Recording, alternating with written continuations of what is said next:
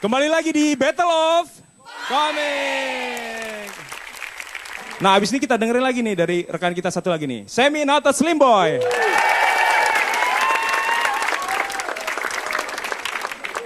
Selamat malam. Sebelum bicara tentang UN, bicara dulu tentang pendidikan. Pendidikan di Indonesia ini sepertinya tergesa-gesa. Anak kecil, masih kecil 3 tahun udah belajar bahasa Inggris. Itu buat apa ya? Gue tuh punya prinsip yang sepertinya menyesatkan, tapi ini sebenarnya benar. Kalau bisa ditunda, ngapain dikerjain sekarang? Kalau semua dikerjain sekarang, besok ngapain? Kalau nggak bisa ditunda, lu kerjain.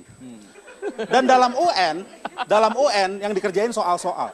Soal memang soal-soal eksak, tapi harus sesuai dong. Kalau misalnya lu pakai soal cerita, harus sesuai dengan kehidupan nyata. Logikanya harus ada. Ini seperti ini, soal fisika. Seorang bapak naik ke gedung 100 meter, dari sana dia melemparkan batu. Detik keberapa batu menyentuh tanah? Ini bapak nggak ada kerjaan apa ya? Pengangguran ini bapak ini. Soal matematika, seorang ibu membeli 100 pisang. Ini ibu tukang pisang goreng apa ya?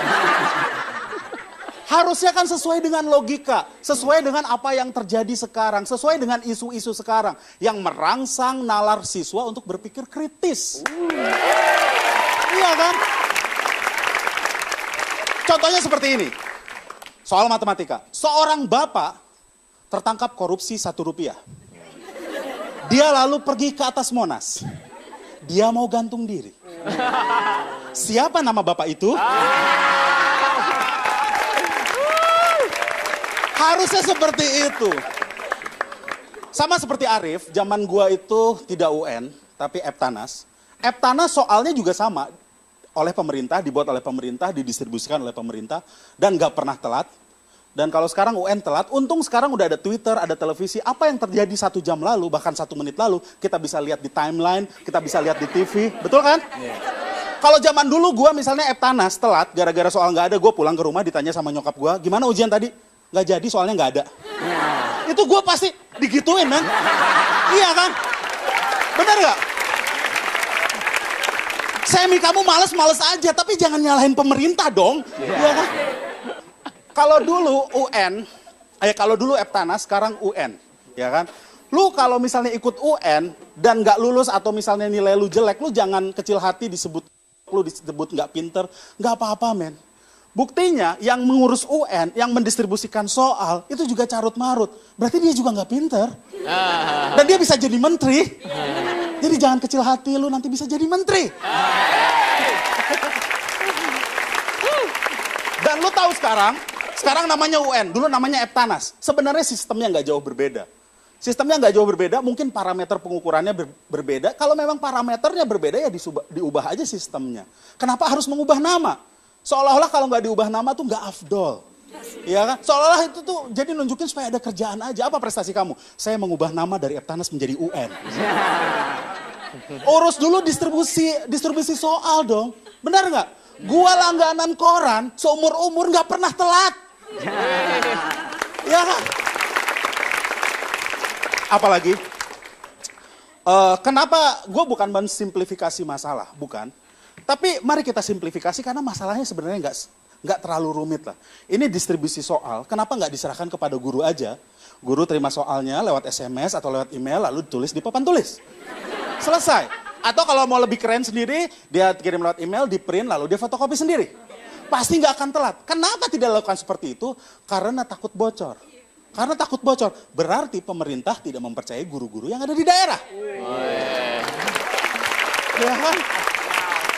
Nah sekarang kalau ada sistem yang pemerintah sendiri tidak percaya terhadap kualitas guru-gurunya, gue disuruh mempercayai anak gue sekolah di situ. Kan itu kan aneh, ya? Seperti halnya ini sudah menjadi rahasia umum, kalau pejabat-pejabat kita menyekolahkan anaknya di luar negeri. Ya kan? Dan kalau kita tanya pasti dia punya jawaban. Pak, kenapa Bapak menyekolahkan anak Bapak di luar negeri? Ini sistem kan Bapak yang bentuk, ini sistem Bapak yang urus. Dia akan jawab, justru karena gue yang ngurus, men. Gue tuh memang orangnya nggak bisa dipercaya. Ya kan? Itu sama seperti iklan-iklan kecantikan. Pakailah produk kecantikan, kosmetik. Lu percaya mereka pakai itu? Mereka pasti pakai yang lebih mahal. Dan lu disuruh pakai itu. Iya kan? Dan lu dengan memakai kosmetik yang tadi, lu berharap akan secantik dengan model-model itu. Lu udah gak ketolong, men.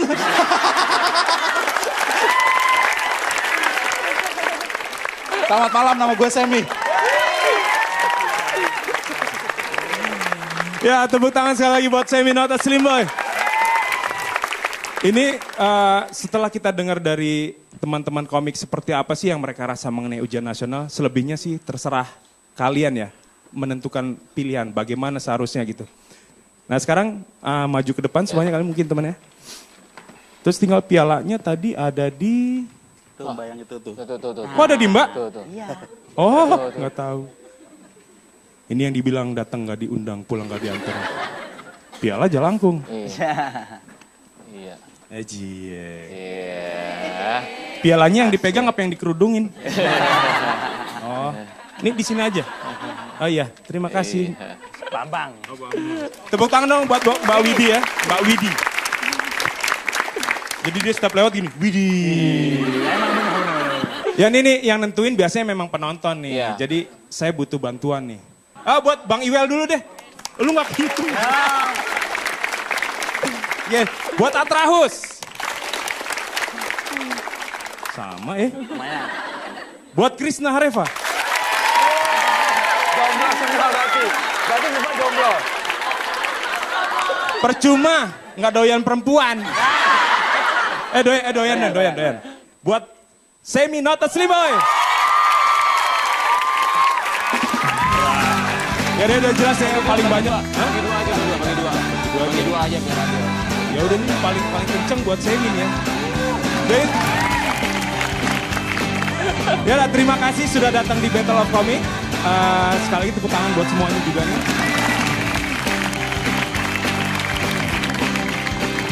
Oke, sampai ketemu di Battle of Comic.